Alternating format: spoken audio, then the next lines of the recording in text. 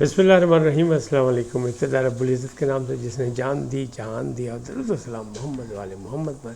آئیے ان کے ساتھ ناصر نقوی حاضر خدمت ہے۔ ناظرین، جنگ ایران امریکہ کی، لیکن بفر اسٹیٹ صرف پاکستان، شہباز چین اور فیلڈ مارشل ایران۔ یہ کیا کہانی، یہ بھی آپ کو بتاتا ہوں، اس کی تفصیل۔ کچھ بڑا اب ضد نہیں چلے گی، یعنی کچھ ہونے والا ہے۔ پنکی کیوں زیر تاب آئی؟ لاہور سے 2 گرفتاریاں ہوئی، مومنہ اقبال اور ثاقب چدر کا پھڈا۔ وہ کہاں تک پہنچا؟ یہی نہیں، سہیل آفریدی ایک بار پھر مشکلات میں۔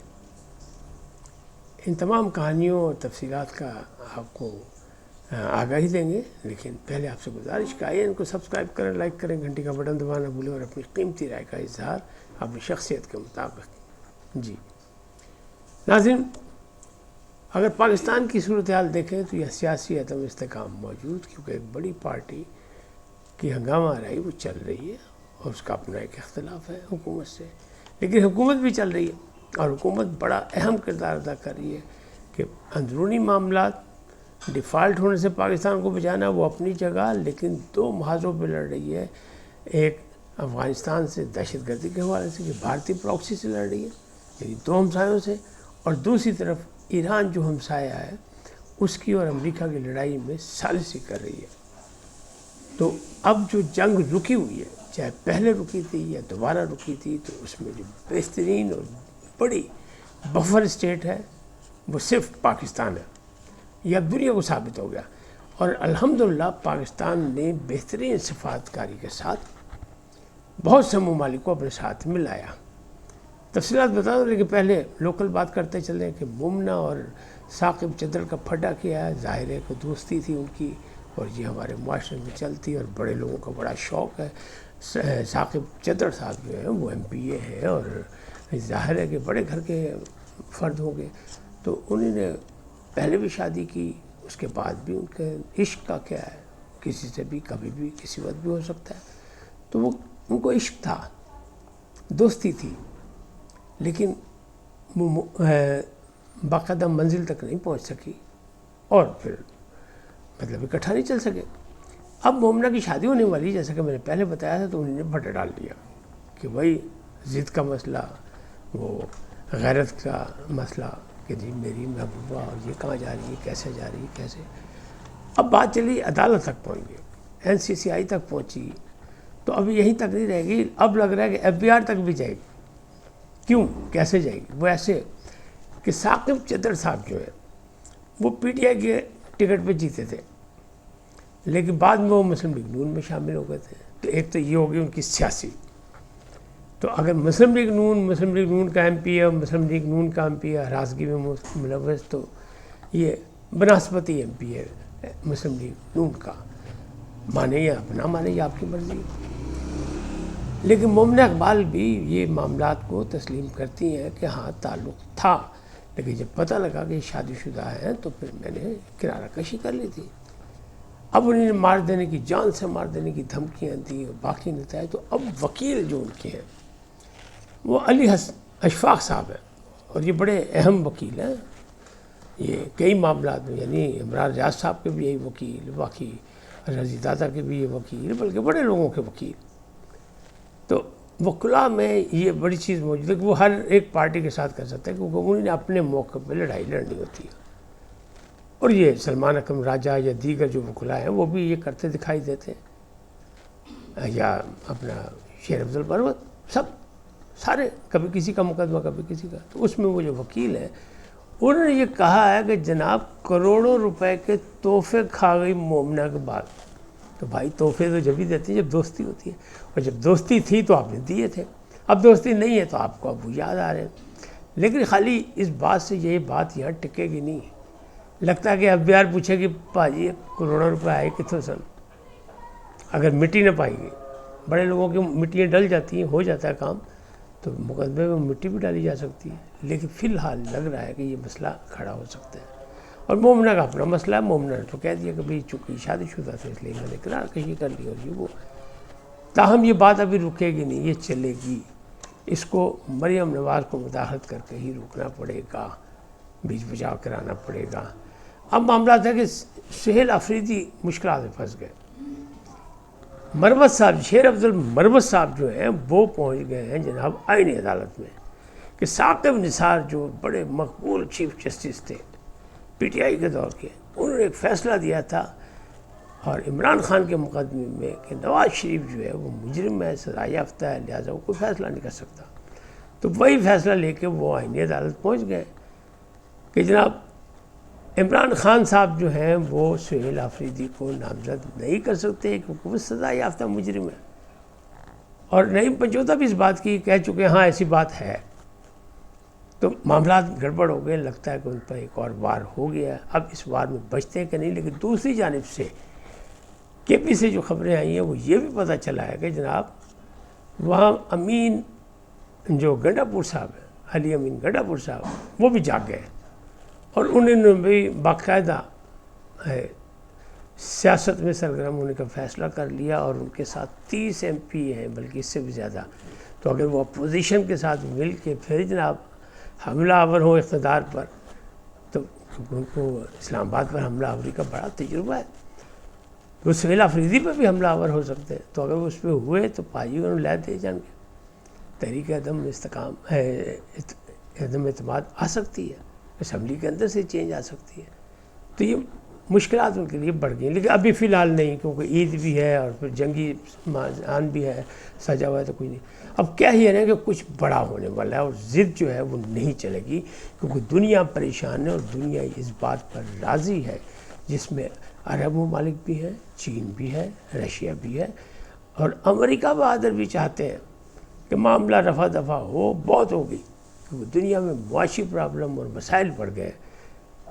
جیسے یہ ہوا کہ ایم او یو سائن ہونے لگا تو پیٹرول کی قیمت گری، ابھی اور گرے گی. تو یہ معاملات اچھے ہیں اور اچھے ہونے چاہیے اس طرح. تو لگ یہی رہا ہے عربیہ نے یعنی عرب میڈیا نے یہ دعویٰ کیا ہے کہ مسودہ تیار ہے، بلکہ منظر عام پر آ گیا، ہم نے دیکھ لیا. ایران نے کہا سلامتی کی بات کریں، مداخلت نہ کریں، کسی کی قومی سلامتی پہ حملہ نہ کریں، ہمارے پہ پابندیاں ختم کریں. تو اسی طرح ایران نے بھی کہا ہے وہ جو یورینیم کی بات کی ہے، جوہری توانائی کی، انہیں کہا جی ہم جو حق ہے وہ ہم اپنے پاس رکھیں گے، ہم کسی کو نہیں دیں گے. تو یہ معاملات یہ ہے کہ اب جو معاملات ہو رہے ہیں کہ محسن نقوی صاحب پاکستان ایک ثالثی کی حیثیت سے، ثالث کی حیثیت سے بیٹھا ہوا ہے ایران میں اور وہ پورا کردار ادا کر رہا ہے. وہ ایران کو بھی رضامند کر رہا ہے، وہ امریکہ کو بھی پیغام دے رہا ہے، پھر امریکہ کو بھی کچھ راستے دکھا رہا ہے، پھر یہ وہ. اور کہا یہ جا رہا ہے کہ یہ جو چین کا دورہ ہے یہ بظاہر جا رہے ہیں 75 سالہ سالگرہ کی تقریبات میں وزیر اعظم پاکستان شہباز شریف 3-4 روزہ دورہ ہے ان کا، بڑا اہم دورہ. لیکن صورتحال میں اہم اس لیے ہے کہ میں نے بہت پہلے کہا تو اب بھی کہہ رہا ہوں کہ گارنٹی چاہیے، ایران کو گارنٹی چاہیے. ایران کے حمایت میں چین بھی ہے اور چین پاکستان کے ساتھ بھی ٹھیک ہے، اور پاکستان کو اور ایران کو 4 نکاتی پروگرام بھی چین نے دیا تھا، وہ اس نے پہنچا دیا تھا امریکہ کو. تو امریکہ سے یہ بھی چین میں یہ بھی بات کریں گے وزیر اعظم. سی پیک 2 کا تو معاہدہ ہو گئی، ایم او یو سائن ہوں گے، بہت کچھ ہوگا. جب جاتے ہیں تو سالگرہ کی تقریب میں بھی جشن منایا جائے گا، بڑی یادگار دوستی ہے پاکستان اور چین کی. لیکن جو اصل اس کے معاملات ہیں وہ یہی ہے کہ جو جنگ بندی کو مسلسل کیا جائے اور معاہدہ ہونا چاہیے تاکہ دنیا کو مشکلات سے نکالا جائے. تو بات وہی ہے کہ اب ضدیں نہیں چلیں گی، چاہے وہ امریکہ کی ہو چاہے ایران کی ہو. ایران کو بھی کچھ بیک فٹ کھیلنا پڑے گا طریقے سے، اور اسی طرح امریکہ کو بھی بیک فٹ کھیلنا پڑے گا، کیونکہ امریکہ کی سینٹ میں، امریکہ کی کانگریس میں، امریکہ میں ٹرمپ کے خلاف جو ہے وہ باقاعدہ تحریکیں چل رہی ہیں. لوگ ناراض ہیں کہ نہیں یہ جنگ نہیں ہونی چاہیے. اسی طرح ایک واحد جو بندہ ہے دنیا میں، یا بندہ کیا ملک ہے، بندہ ہے نتنیاہو اور ملک ہے اسرائیل، جو جنگ چاہتا ہے اور اس کا حمایتی ہے اس وقت یو اے کہتا ہے کہ ایران کو سبق سکھائیں ورنہ یہ پورے عرب پہ قبضہ کر لے گا. اس وقت یہ اتنی بڑی طاقت بن چکا ہے کہ اب وہ مشرق وسطیٰ پہ قبضہ کر سکتا ہے. یہ ان کی برسوں پرانی خواہش ہے تو یہ اس کو پوری کرے گا. تو یہ یو ہی کہہ رہا ہے، لیکن پاکستان نے یو ہی کو بھی نرم کیا اور کہا کہ نہیں، امن عامہ ضروری ہے، علاقے میں خطے میں سہولت ہوگی، امن ہوگا تو کاروباری اور سیاسی اور سماجی سرگرمیاں بڑھیں گی، ورنہ کچھ نہیں ہوگا، کوئی ترقی اور خوشحالی کا خواب بالکل نہیں دیکھ سکے گا۔ لہٰذا یو اے بھی نیم رضامندی میں راضی، تاہم وہ اسرائیل کے ساتھ ہے، وہ واحد ہے۔ اسرائیل اور وہ دونوں مل کے چاہتے ہیں کہ ایران کو نیست و نابود کر دیا ہے، جو کہ فی الحال ممکن نہیں۔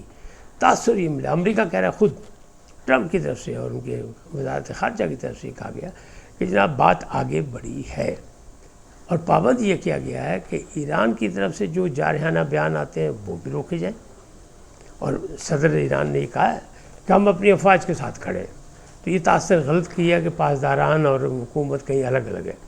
دوسری طرف امریکہ کے بیانات میں بھی تبدیلی آئی ہے کہ جیسے وہ کہہ رہے ہیں کہ نہیں بات آگے بڑھی ہے، کوئی مسئلہ نہیں۔ مارکو روبیو بھی کہہ رہے ہیں کہ بات چیت آگے بڑھ رہی ہے، معاملات ہم معاہدے کی طرف جا رہے ہیں۔ تو معاہدہ نہیں ہے، یہ ایم او یو ہے، یادداشت ہے، ایک سسٹم بنایا جا رہا ہے کہ کس انداز میں آگے بات چلے گی، اور 7 دن بعد یا عید کے بعد، عید الاضحیٰ کے بعد جو ہے پھر 1 ماہ کے اندر یہ مذاکرات ہو کے معاملات طے ہوں گے، اور انشاءاللہ ہوں گے سرزمین پاکستان پر۔